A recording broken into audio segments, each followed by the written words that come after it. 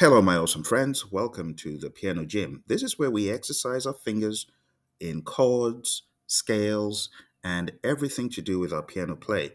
These are some of the things I did in my first year of learning and beyond. If you don't practice the chords, they go away. So you got to keep practicing all the inversions, every position, and you'll be glad you did because when you move from key to key, these things follow you. So let's jump into it.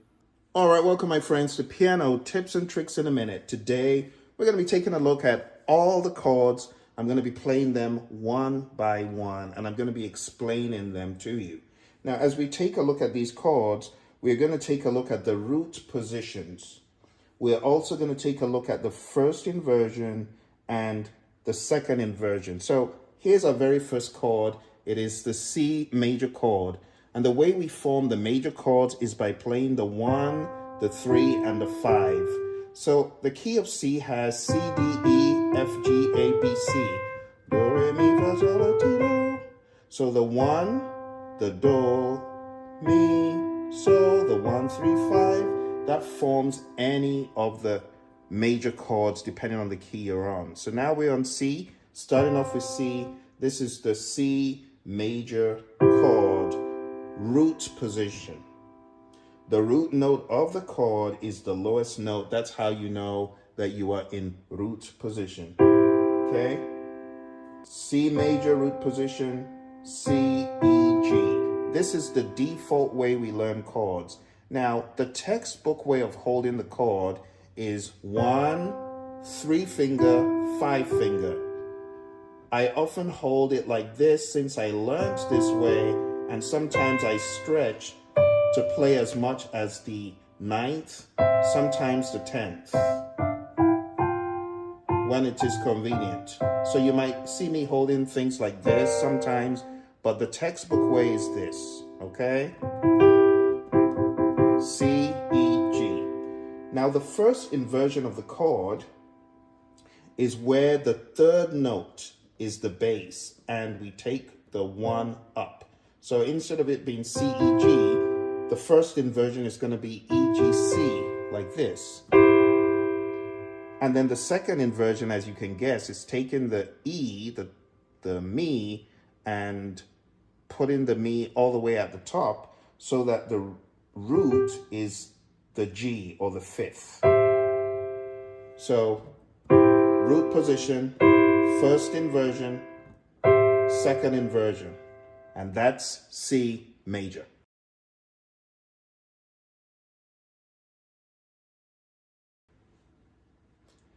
Welcome back, my friends. Today we're taking a look at the C sharp major chord, and it's played like this. The textbook says play like this. So thumb and pinky for the outer and middle finger. Sometimes you might catch me playing like this. So I can stretch and play some of those notes depending. But if you wanted to follow the textbook way, like that. So this is C sharp, root position. C sharp, first inversion. C sharp, second inversion. Thank you for joining me. See you in the next one.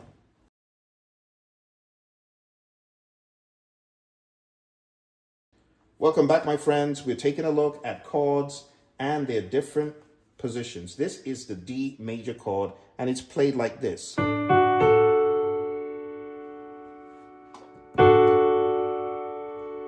The first inversion takes the D and moves it up, like that.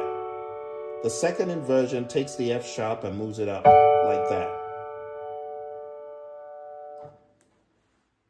I hope you had some fun taking a look at the D major. One of the things I do when I take a look at chords is I look at what makes the root position unique. And D is a triangle.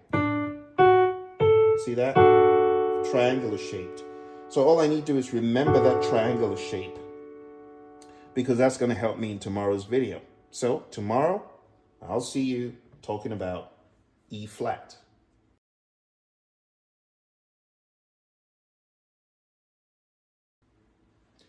Welcome to E flat major. The E flat major root chord position is like this. E flat, G, B flat. The first inversion moves the E flat up and makes it like this.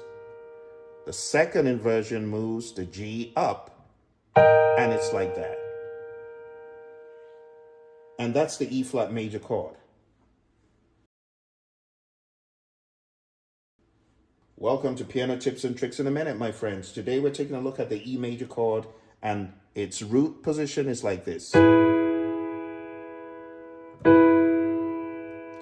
First inversion takes the E up, and it's this. The second inversion takes the G sharp up, and it's this. So that's the second inversion.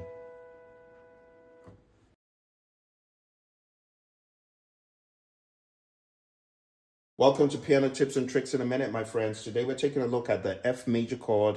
F major sounds like this. And we have F, A, and C. This is the root position. The first inversion takes the F up and sounds like this.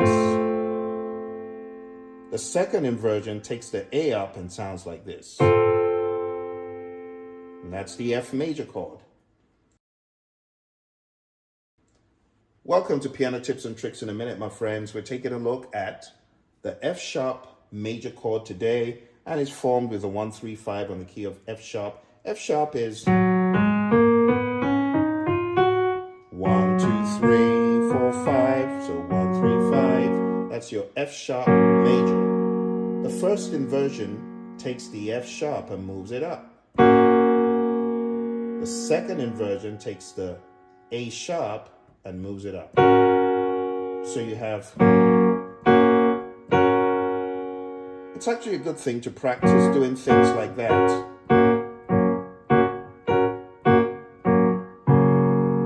Gets you more familiar with the notes in the chord. So, root, first inversion, second inversion. I hope you found value from this. Smash the like button and I'll see you next time.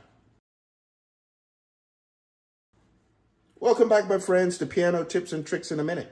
Today we're taking a look at the G major chord, and it's formed based on the G major scale. 1, 2, 3, 4, 5, 6, 7, 8. 1, 2, 3, 1, 3, 5. So that's a G major chord, and that is your root position. Now if we take the G and move it up, that becomes our first inversion of G major. If you take the B up and put it over here, that's your second inversion of the G major chord. I hope that made sense. I'll see you in the next one. Welcome back, my friends. We're taking a look at the G sharp major chord today. G sharp major is G sharp, C, and D sharp. Or if you wanted to name it textbookish, it would be G sharp, B sharp, and D sharp. But let's not go there today. Let's stay simple. So for the sake of simplicity, I'm going to call it C. You have a G sharp, a C, and let's call this a D sharp. This is the root position. Let's move the G sharp up. First inversion, second inversion. So I want you to practice things like this.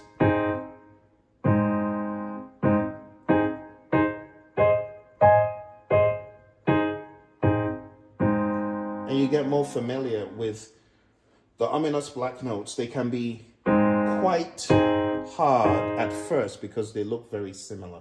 But those are root position, first inversion, second inversion. I hope that helps you. See you next time. Welcome to the A major chord. Today we're taking a look at A major, obviously, and that is formed with the A major scale.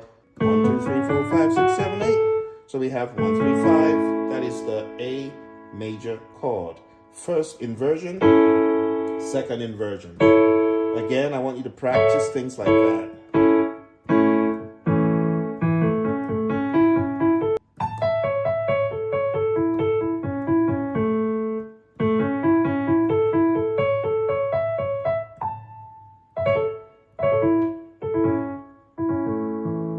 This will help you in the future, okay? So, root, first inversion, second inversion. Thanks for joining me. I'll see you tomorrow. Welcome, welcome, my friends, to Piano Tips and Tricks in a Minute. Today, we're taking a look at this note and the chord based on this as the root. We're taking a look at the B flat major chord. It's based on the B flat major scale. So we have 1, 3, 5. So we're going to play root position, first inversion, second inversion. So I want you to practice.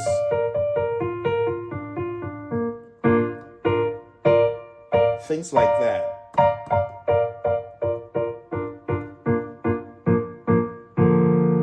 And just get better and better each time you practice.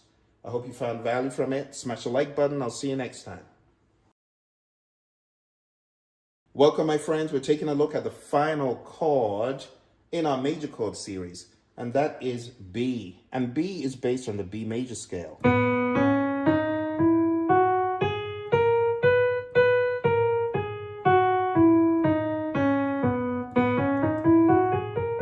So we have 1, 3, 5. So we have B. This is your root position for B. That's your first inversion.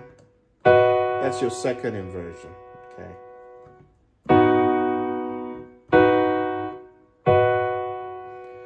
The more you know this, the better. So B, D sharp, F sharp, and just recycle them like that. Okay, my friends, I hope this has been of help to you. Remember, right now, we've covered all of the major chords. C, C sharp, D, E flat, E, F, F sharp, G, G sharp, A, B flat, B, C.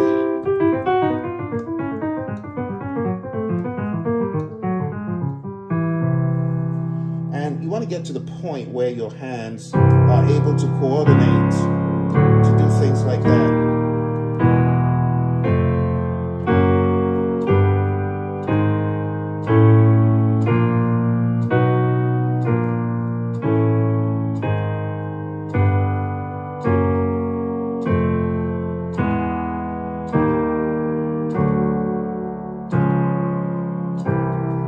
And ultimately, this will come in handy when you need to suspend chords like.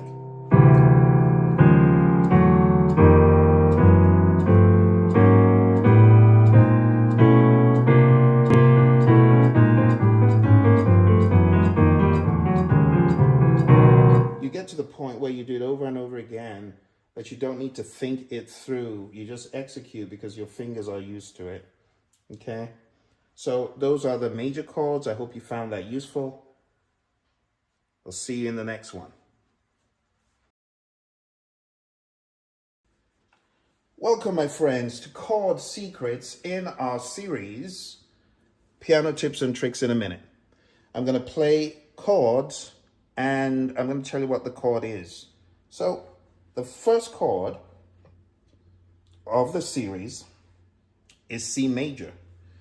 And the C major chord is formed by playing the 1, the 3, and the 5 on the key of C.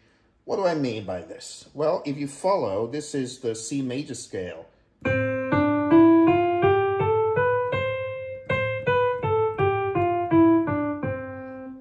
2, 3, 4, 5, 6, 7, 8. So 1, 2, 3, 4, 5. You're gonna play the 1, 3, 5, the do, mi, so. That's what gives you any chord on any key. The do, the mi, and the so.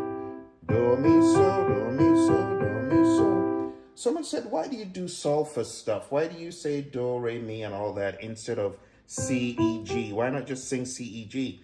And the reason is this.